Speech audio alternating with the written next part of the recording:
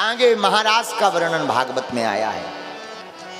भगवान पीता रात्रि शरदोत फुल्ल मल्लिका वीक्षरन्तुं मनश्चक्रे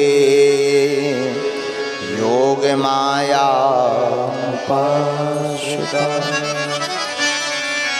समय बीता धीरे धीरे, वरुण भगवान आदि पर भगवान कृपा करके भागवत में महाराज का वर्णन आया है कि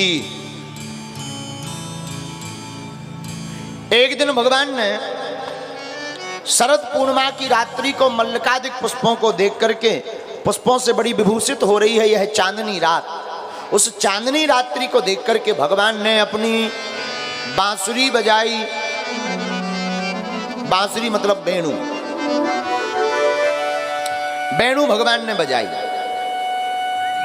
अच्छा महाराज जी, वेणु में 3 शब्द हैं, वा, ई और अणु। इन तीनों से मिलकर के बनी है वेणु। वा शब्द ब्रह्मानंद का प्रतीक, और जो ई शब्द है वो विषयानंद का प्रतीक।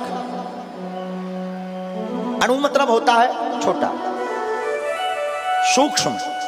लेकिन महाराज जी, जो ब्रह्मानंद विषयानंद दोनों जिसके सामने फीके हो जाएं, केवल और केवल प्रेमानंद ही बरकरार रहे, उसी का नाम है वेणु। जिसको सुनकर के विषयानंद ब्रह्मानंद दोनों फीके पड़ जाएं, केवल और केवल प्रेमानंद भगवान का प्रतीत होता दिखाई पड़े, उसी का नाम है वेणु।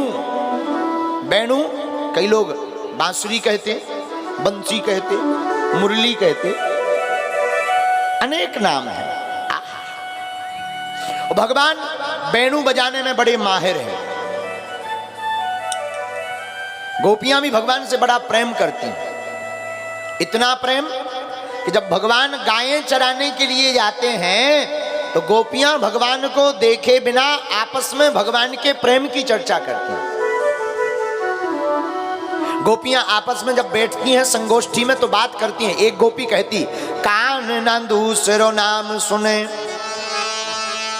नहीं एक रंग रंगो यह डोरो, भो कहूँ दूसरो नाम करे, रसना मुख बांधी हला हल गोरो।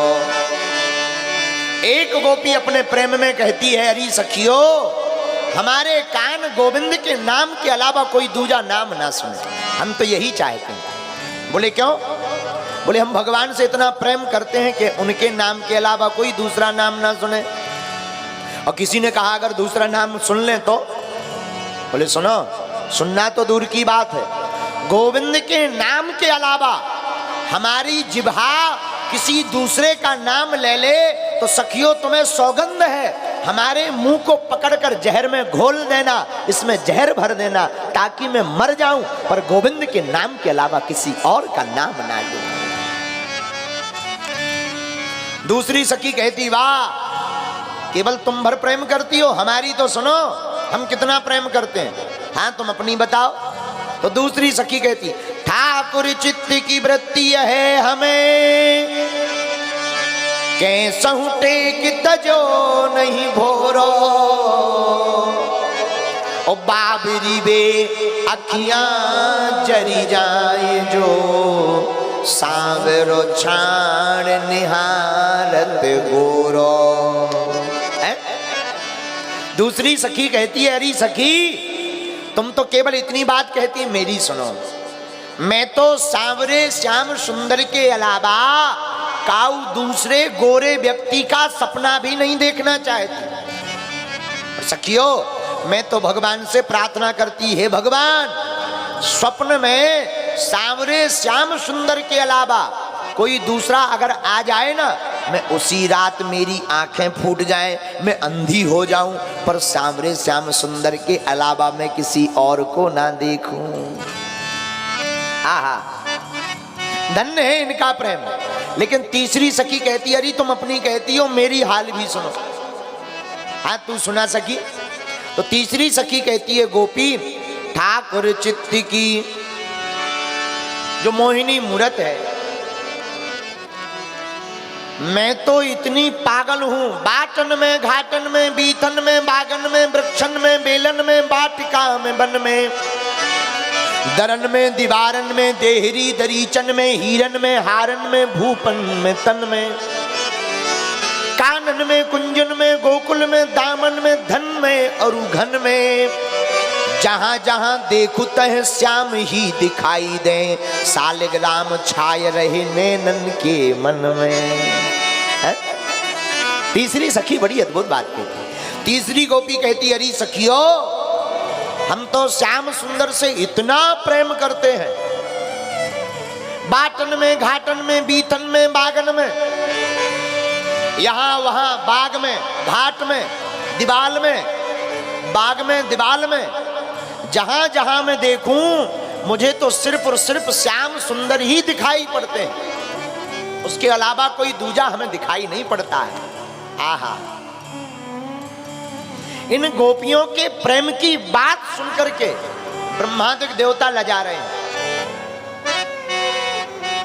आहा, उसी समय हमारे श्याम सुंदर कन्हैया गौ में चढ़ा कर आ गए।